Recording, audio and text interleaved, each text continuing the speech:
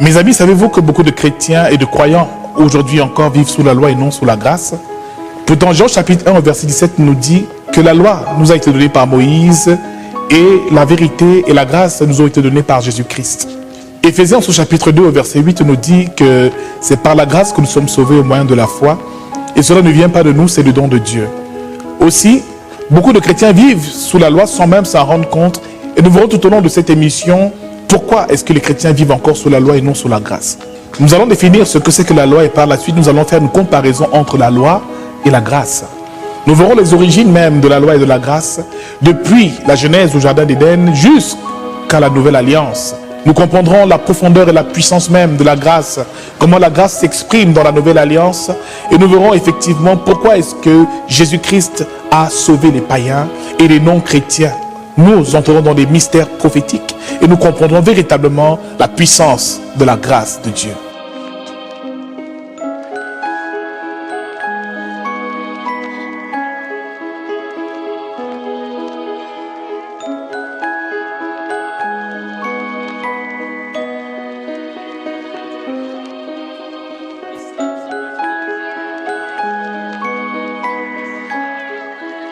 La loi est un ensemble de principes, de règles établis par Dieu pour son peuple, afin de les amener à l'obéissance et à sa crainte. Une crainte, malheureusement, qu'ils n'ont pas eu lorsque Adam et Ève ont mangé du fruit de l'arbre de la connaissance du bien et du mal, qui a plongé l'humanité dans le chaos et dans les ténèbres. Aussi, donc, la loi est donc une ère, une époque. La loi est donc une période où Dieu s'est révélé aux hommes sous l'apparence, effectivement, d'un Dieu de justice, d'un Dieu de vérité, d'un Dieu d'équité, d'un Dieu de rudesse, d'un Dieu de force, d'un Dieu qu'il faut craindre, d'un Dieu dont il faut avoir peur. Et sous la loi, les hommes étaient malheureusement coupés de la grâce et de l'amour divin. Car mes amis, après la désobéissance, Dieu s'est repenti. Il dit, je me répands d'avoir créé l'homme à mon image. Il a ainsi détruit la terre par le déluge. Il a par la suite détruit Sodome et Gomorrhe. Dans Exode chapitre 20 à partir du verset 1, Moïse revient du mont Sinaï avec les tables de la loi. Les tables qui devaient effectivement renseigner le peuple sur la volonté de Dieu, sur son désir profond pour son peuple, sur le désir qu'il a d'être respecté, d'être craint, sur une loi établie, un ensemble de principes et de règlements qu'il devait scrupuleusement respecter et suivre à la lettre. La loi, c'est aussi la lettre. C'est aussi le pédagogue qui devait éduquer, qui devait orienter le comportement et diriger le comportement des hommes durant une longue période. Car ils devaient quitter l'Égypte pour traverser le désert. Aussi la loi devait leur servir de guide, afin qu'ils puissent rester dans l'obéissance et dans les faveurs de notre Dieu. Dieu s'est révélé dans la loi comme étant un Dieu de colère, un Dieu jaloux, un Dieu de rigueur. Durant la loi, les hommes étaient obligés de faire des sacrifices, d'aller tout le temps à la tente d'assignation offrir des holocaustes pour couvrir le péché, non l'effacer, mais pour le couvrir. À cette époque-là, c'était encore œil pour œil et dent pour dent. Ainsi, il n'y avait pas de miséricorde, il n'y avait pas de pitié. C'était la loi de l'équilibre, c'était la loi effectivement du mérite et de l'honneur.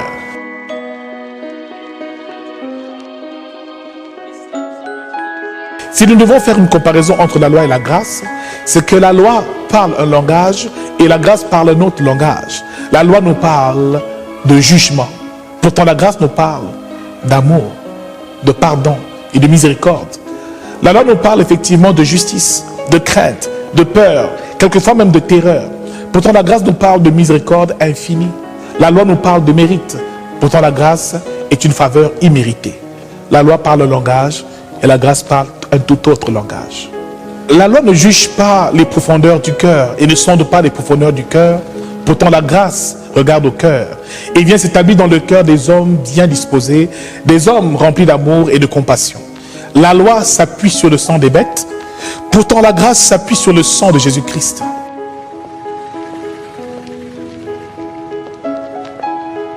La loi est liée au trône de la justice de Dieu. Pourtant, la grâce est liée au trône de la miséricorde, au trône de la grâce. Voyez-vous, mes amis, nous parlons ici de deux trônes totalement différents, car Dieu revêt ici deux caractères bien opposés. Dans l'un, il est le Dieu de miséricorde, le Dieu d'amour et de compassion, et dans l'autre, il est le Dieu de justice, d'équité, de vérité, et même le Dieu de vengeance. Hébreux, en son chapitre 4, verset 16, nous dit « Approchons-nous donc avec assurance du trône de la grâce, afin d'obtenir miséricorde et de trouver grâce pour être secourus dans nos besoins. Proverbe chapitre 20 au verset 8 nous dit le roi assis sur le trône de la justice. Psaume 9 du verset 7 au verset 8. L'Éternel règne à jamais, il a dressé son trône pour le jugement, il juge le monde avec justice. La loi parle d'esclavage et la grâce nous parle de liberté. Aussi, il y a donc deux trônes auxquels nous aurons affaire. Le trône de la justice, le trône du jugement, mais aussi le trône de la miséricorde et de la grâce. Selon nos intentions et nos désirs, nous pencherons sur un trône. Il est important en tant qu'enfant de Dieu sous la nouvelle alliance de se diriger vers le trône de la grâce et non vers le trône de la justice. Car le trône de la grâce nous parle de miséricorde. C'est donc devant le trône de la grâce que nous devons permanemment venir exposer nos plaintes et dire au Seigneur que nous ne méritons pas tout ce que nous souhaitons avoir, que nous ne méritons pas sa miséricorde. Et nous venons avec des cœurs repentants, des cœurs meurtris, des cœurs qui désirent simplement s'humilier devant Dieu afin de recevoir sa faveur. Contrairement au trône de justice où nous venons avec notre mérite, avec nos offrandes, avec nos libations, avec nos dîmes, avec toutes ces choses qui étaient encore liées à la loi, faites effectivement au tabernacle, dans la tente d'assignation, pendant que les sacrificateurs accomplissaient les rituels. Il y avait donc l'autel des sacrifices, mais aussi l'autel des parfums, et le propitiatoire, des lieux où les hommes venaient apporter des offrandes, offrir des parfums qui étaient d'une agréable odeur à l'Éternel. Et sous la grâce, cela est bien différent, car le sang de Jésus-Christ nous a rachetés, il nous a libérés de toute forme d'esclavage. La grâce nous parle de la liberté, car c'est pour la liberté que Christ nous a affranchis. Et la loi pourtant nous parle encore d'esclavage, des sacrifices sanglants que nous devions permanemment déposer sur l'autel des sacrifices afin d'obtenir miséricorde. La grâce nous parle d'amour, de l'amour parfait. La grâce, c'est le signe et le symbole même de l'amour de Jésus-Christ pour l'humanité tout entière.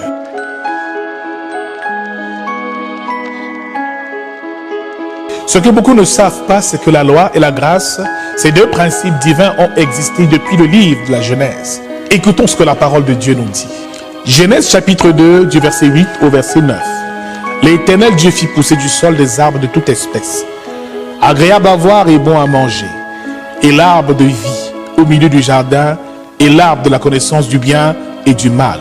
Ce qui veut dire ici que dans le jardin d'Éden, il y avait l'arbre de la connaissance du bien et du mal, mais aussi l'arbre de vie. La représentation ici de la loi nous parle de l'arbre de la connaissance du bien et du mal. Aussi, l'arbre de la connaissance du bien et du mal au jardin d'Éden représentait la loi. Car Dieu a donné ce commandement à Adam. Vous pourrez manger de tout fruit d'arbre du jardin, mais vous ne toucherez pas et vous ne mangerez pas du fruit de l'arbre de la connaissance du bien et du mal, sinon quoi vous mourrez. Aussi, l'arbre de la connaissance du bien et du mal, c'est donc l'arbre de la mort. À côté de cet arbre, l'arbre de la vie et la mort étaient au jardin d'Éden. C'est pour cela que depuis la nuit des temps, Dieu a créé deux chemins. Il nous a montré le chemin du bien, de la lumière, le chemin des ténèbres. Et il a mis en chacun de nous le libre arbitre, qui nous parle ici de la loi de l'intention, qui permet effectivement à Adam et Ève de faire leur choix de manière volontaire. Aussi, dans le livre de Genèse chapitre 3, la Bible nous fait comprendre, à partir même de ce verset 1, que Satan, symbolisé ici par le serpent, est venu séduire Ève. Dieu a-t-il dit réellement que vous ne mangerez pas du fruit de l'arbre de la connaissance du bien et du mal? Et la Ève, séduite, vit que l'arbre était beau et que le fruit était bon, agréable. C'est ainsi qu'elle en mangeait et en donna aussi à Adam qui était à côté d'elle. Ce qui veut dire à ce moment-là que l'humanité tout entière a été corrompue. Au jardin d'Éden, la grâce était représentée par l'arbre de vie. Et l'arbre de vie ici est un symbole effectivement de vie et de liberté. La parole de Dieu nous dit aussi, Genèse chapitre 3 au verset 23 au verset 24, il chassa l'homme et mit à l'orient du jardin d'Éden les chérubins avec l'épée flamboyante pour garder le chemin de l'arbre de vie. Dieu a donc chassé Adam et Ève du jardin d'Éden, leur empêchant de jouir de l'éternité. Il dit, empêchons-le à présent d'emprunter le chemin de l'arbre de vie, afin qu'il ne mange du fruit de l'arbre de vie et de vivre éternellement. Ce qui veut dire ici, mes amis, que depuis le jardin d'Éden, la loi et la grâce existent. Aussi, selon nos intentions et nos désirs, nos penchants, notre cœur penche soit vers la loi, soit vers la grâce.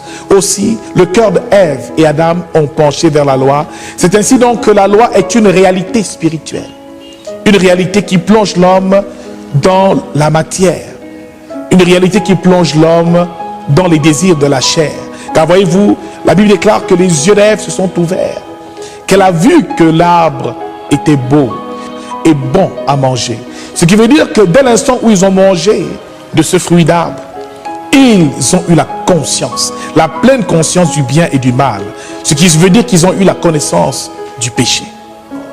Nous pouvons comprendre à ce moment-là que leur intention et leur désir, leur libre arbitre les a conduits vers la loi. Ce qui veut dire ici qu'ils sont dans une réalité matérielle, régie effectivement par la chair, l'enveloppe charnelle qui les conditionne dans ce qui est bon à voir et bon à manger. La chair a pris le dessus sur l'esprit. Pourtant, l'arbre de vie qui représente ici la grâce nous parle de liberté, où l'homme est dans une autre réalité, toute autre réalité. Une réalité où le mal n'existe pas. Pourtant, sous la loi, le mal et le bien existent, font partie de la réalité, mais sous la grâce, le mal n'existe pas. Tout est bien, tout est lumière et tout est amour et équilibre.